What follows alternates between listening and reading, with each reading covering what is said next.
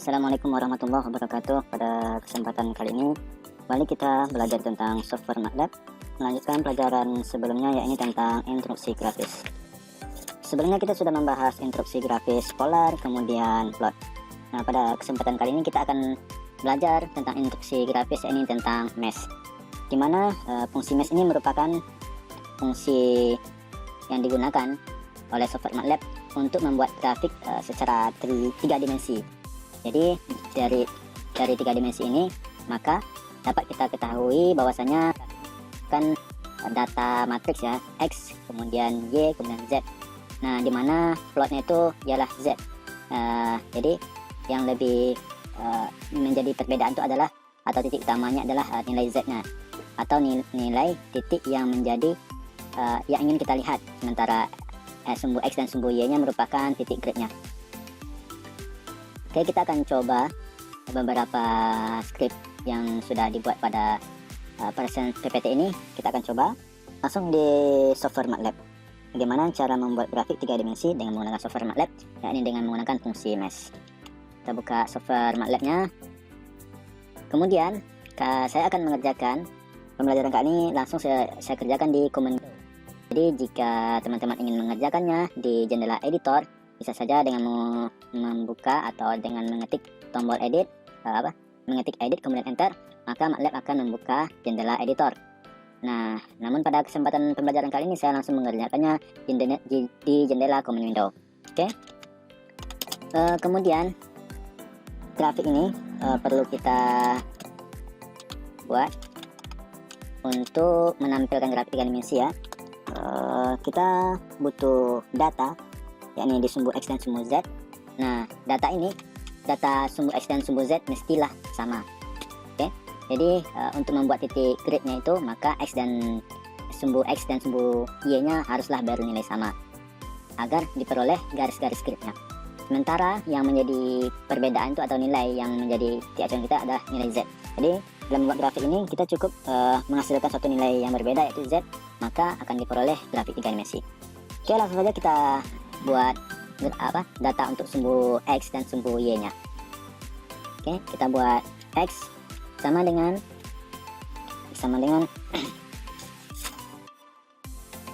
minus 7,5 dengan interval 0,5 sampai dengan 7,5. Oke. Jadi di sini kita akan membuat grid atau sumbu X itu bernilai dari minus 7,5 sampai dengan 7,5 dengan interval tiap ialah 0,5. Jadi ini bisa diganti nilainya, bisa juga diganti nilai intervalnya. Jadi silakan dicoba dengan nilai yang lain. Namun pada pembelajaran kali ini saya menggunakan nilai intervalnya 0,5 dan titik awalnya minus 7,5 dan titik akhirnya 7,5. Kemudian dengan ini kita sudah memperoleh nilai untuk sumbu X. Kemudian kita akan buat sumbu Y ya. Nah, nilai untuk sumbu Y mestilah sama dengan sumbu X. Maka kita cukup buat Y sama dengan X. Maka nilai X ya ini dari minus 7,5 sampai dengan 7,5 dengan interval 0,5 dapat dilihat pada jendela command window ini yang dihasilkannya akan sama dengan nilai Y. Nah, nilai Y dan X sama ya. Kemudian setelah kita ketahui bahwasanya nilai X dan Y itu sama, maka kita akan membuat grid-nya. Nah, untuk membuat grid ini kita bisa menyimpannya titik grid ini dengan cara buka kurung tutup kurung siku maksudnya. Kemudian di sini kita bisa buat variabel X besar dan Y besar.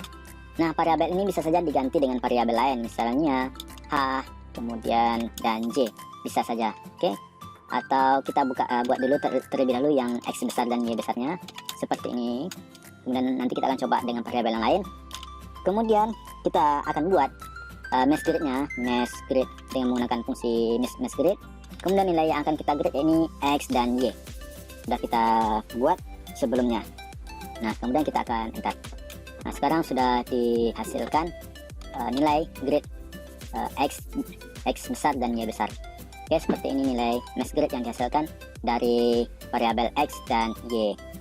Kemudian dari sini, jika kita ingin melihat grafik yang sudah dihasilkan oleh X dan Y ini, kita bisa langsung membuatnya mesh mes x, y.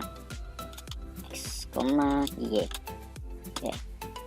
Nah, seperti itu ya nilai yang dihasilkan dari mes dan dari x dan y.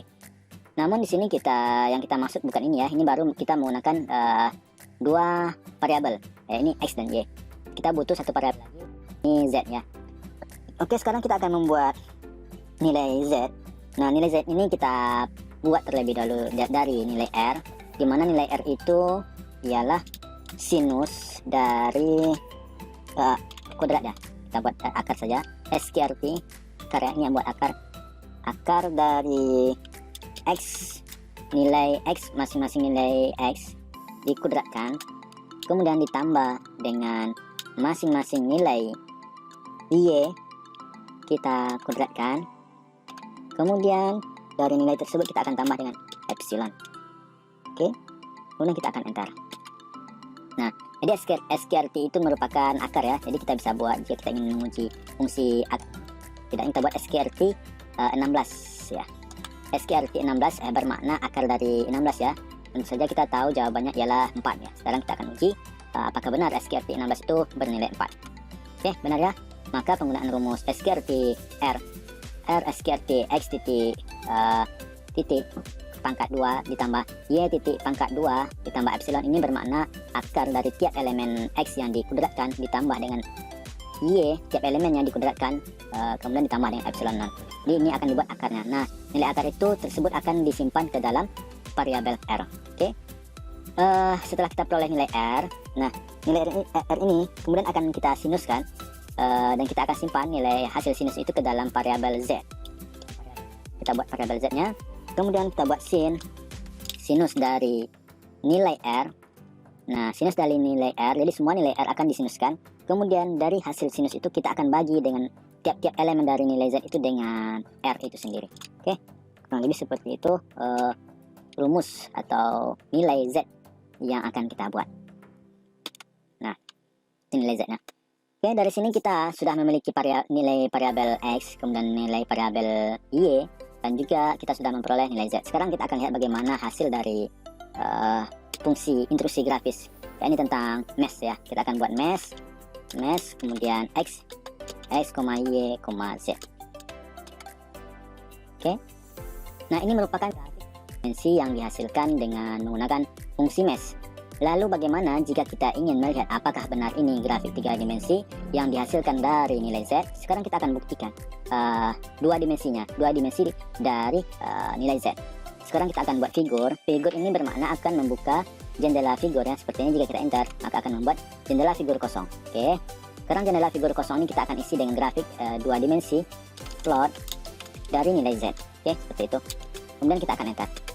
Nah, seperti ini nilai plot 2 dimensi grafik 2 dimensi yang dihasilkan dari nilai z, dari variabel z ya. Nah, jika kita buat 2 dimensi seperti ini, jika kita buat 3 seperti ini. Oke. Jadi seperti itu dalam membuat grafik 3 dimensi dengan menggunakan fungsi mesh. Nah,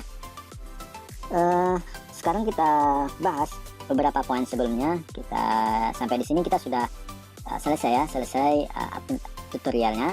Namun kita akan memperdalam sedikit tentang penyimpanan tadi ya, cara penyimpanan. Ini buka kurung tutup kurung, kemudian variabel yang kita isi di sini.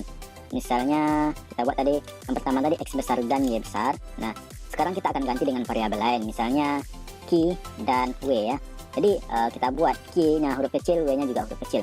Nah, di sini kita akan simpan nilai mesh grid dari x, y.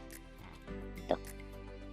Kemudian setelah kita buat nilai mesh dari grid x dan y ini, kemudian variabel ini akan kita gunakan sebagai titik grid untuk membentuk grafik z apakah sama dengan sebelumnya. Oke. Sekarang kita akan coba figur membuka jendela baru, kemudian titik koma untuk mengakhiri perintah. Kemudian kita akan buat mesh. Nah, di sini kita membuat q dan w ya, karena tadi kita sudah menggunakan x besar dan y besar. Sekarang kita akan contohkan apabila x besar dan y besarnya yang digunakan sebagai tempat penyimpanan mesh gridnya, kita akan ganti dengan variabel q. Maka sekarang kita akan input nilai Q dan W-nya sebagai mass grid untuk ini untuk membuat gambar baru. Dia ini dengan menggunakan variabel yang baru yang kita buat ini, Q dan W.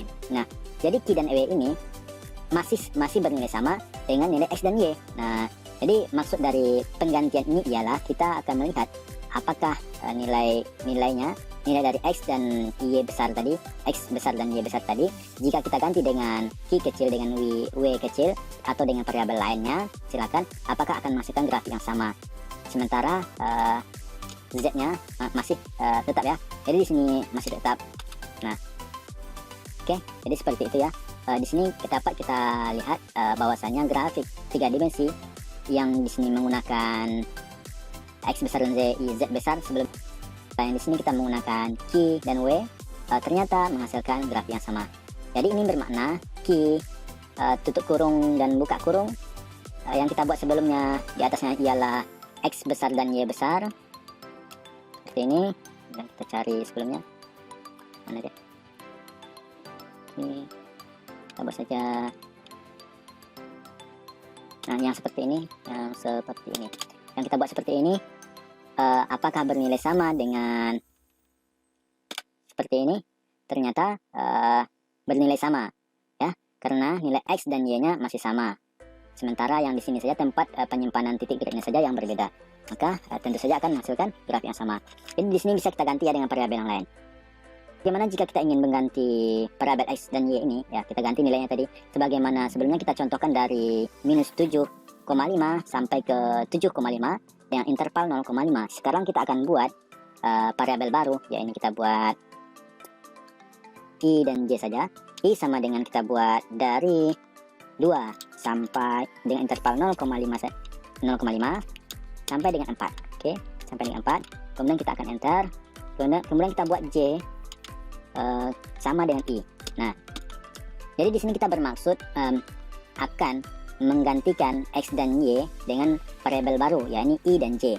Nah, di sini X yang tadi dan Y-nya sama-sama bernilai dari minus 7,5 sampai dengan 7,5 dengan interval 0. Kita akan ganti I dengan variabel baru dengan nilai yang baru, yakni nilainya 2 sampai dengan 4 dengan interval 0,5. Nah, jadi kita akan buat plot 3 dimensi dengan menggunakan grid yang baru. Oke. Sekarang kita akan buat mesh gridnya. Nah, di sini kan baru nilainya saja, kita akan buat grid terlebih dahulu. Mesh gridnya kita buat variabelnya ya ini A buka kurung siku, maksudnya A, B sebagai tempat penyimpanan mesh grid yang baru. Kemudian kita buat mesh grid dari, nah sekarang kita akan menggunakan I dan J. Oke. Nah, sekarang kita peroleh nilainya. Lalu kita akan plot nilai yang baru. Misalnya kita buat R2 sama dengan kita buat sama ya, kita masih menggunakan fungsi akar ya, sqrt dari I titik kudrat 2, tiap-tiap elemen I akan dikudratkan, kemudian ditambah dengan nilai J, tiap-tiap elemen J akan dikudratkan, kemudian akan ditambah dengan epsilon. Oke. Nah, dari R2 ini kita akan membentuk nilai Z yang baru, yakni kita buat Z2. Z2 sama dengan kita buat Z2 ini berasal dari cos ya. Yang sebelum kita menggunakan sin, sekarang kita akan menggunakan cos. Cos sama dengan R2. Kemudian tiap-tiap kita akan bagikan dengan R2. Oke, seperti itu. Nah, sekarang kita akan membuat grafik 3 dimensi yang dihasilkan dari data yang barusan kita buat ini. Ini data dari I, J, kemudian A, B, kemudian R2, kemudian Z2. Oke. Kita buat terlebih dahulu figur, perintah figur, kemudian kita buat mesh A, B, kemudian nilai Z2. Oke, seperti itu. Oke, di sini ada kesalahan. Z must be a matrix, not scalar or vector. Oke, tahan dalam pengetikan kodenya. Di sini dihasilkan bahwasanya nilai Z itu skalar ya. Kita akan ulang pembentukan nilai dari Z-nya. Z2 sama dengan atau dari R SQRT dari X titik 2 plus Y J titik 2 kemudian tambah epsilon. Kemudian R2 tersebut kita akan masukkan nilai Z2, jadi cos R2 masing-masing dari cos nilai 2 itu akan dibagi dengan R2. Kemudian kita akan buat figur mesh Z2 oke. Kita buat mesh A, B saja. Oke, seperti itu ya. Namun di sini kita untuk membuat titik grid sudah berhasil. Namun di sini gagalnya ialah dalam membuat data Z ya. Z. Kita bisa saja buat Z2 sama dengan sin dari kita buat I saja. Oke. Atau cos dari I. Oke, seperti itu. Sekarang kita akan coba buat kembali. Oke, ternyata masih hasil skalar, data skalar yang dihasilkan. Kita akan buat dia matrik ya. Cara membuat matriknya ini kita buat sama dengan cos I, kemudian cos I. Oke, kemudian dari cos I itu masing-masing kita bagi dengan I. Oke, seperti itu. Bisa. Kita buat Z2. Coba kita buat Z2. Kita buat cos ya. Oke, ternyata masih skalar ya. Jadi kurang lebih seperti itu ya. Nanti tinggal dibuat data Z-nya mestilah harus matrik ya, tidak boleh skalar. Nah, jadi nanti di sini datanya silakan dibuat dalam bentuk matrik ya. Untuk contoh yang lain, kita bisa buat nilai Z itu secara sembarangan. Jadi kita bisa buat seperti ini. Karena di sini kita sudah berhasil membuat data gridnya, yakni seperti ini, figur mesh dan data gridnya yang tersimpan dalam variabel A dan koma B. Kemudian kita bisa buat data yang akan kita plot di atas grid ini. Misalnya kita lihat bahwasanya A itu 5 kali 5. Oke. Maka kita akan buat data matrik yakni 5 kali 5. Misalnya kita buat F sama dengan zeros ya. Zeros ini menghasilkan nilai matrik 5,5 ya. Menghasilkan matrik 5,5 dengan nilai 0 semua. Oke, jika kita benar maka akan terlihat matriknya 0 semua. Dengan size matrik 5 kali 5. Oke, sekarang kita akan masuk F ini ke dalam data mesh grid yang kita buat sebelumnya. Nah, seperti ini. Maka akan menghasilkan bidang yang datar ya. Kemudian jika kita buat nilai F-nya itu, kita perbarui terlebih dahulu nilai F-nya. Kita buatlah F1 sama dengan kita buat random ya, atau once bisa juga. Oke, random saja. Kita menggunakan random saja. Random yakni 5,5. Oke, seperti itu. Nah, akan dihasilkan nilai matrik yang dibuat secara random dengan elemen yang sama ya. Jadi elemen ini sama dengan nilai elemen A dan B, di mana A dan B itu kita lihat was A dan B 5 kali 5 size-nya, A-nya juga 5 kali 5. Maka F1 yang akan kita timpa data di atas data grid tersebut mestilah harus sama, yakni 5,5 jumlah matriknya. Nah, karena kita sudah berhasil membuat data yang dibuat dengan secara random, yakni menggunakan fungsi random 5,5, maka akan dibuat nilai matrik yang dibuat secara random. Nah, data ini akan kita timpa ke dalam grid yang kita buat sebelumnya. Yakni kita buat figur, kemudian F1. Nah, seperti ini. Oke, jadi ini bentuk grafik 3 dimensi dari data F1. Oke, kita buat data grafik 2 dimensinya, kita bisa gantikan fungsi mesh dengan float, kemudian kita buat F1. Nah, jadi seperti ini data grafik 2 dimensinya, yang ini 3 dimensinya. Oke, saya rasa cukup demikian dulu pembelajaran tentang instruksi grafis, yakni tentang mesh, yaitu merupakan fungsi grafis dalam membuat grafik 3 dimensi. Kurang dan lebih saya mohon maaf. Wabillahi taufiq wal hidayah. Wassalamualaikum warahmatullahi wabarakatuh.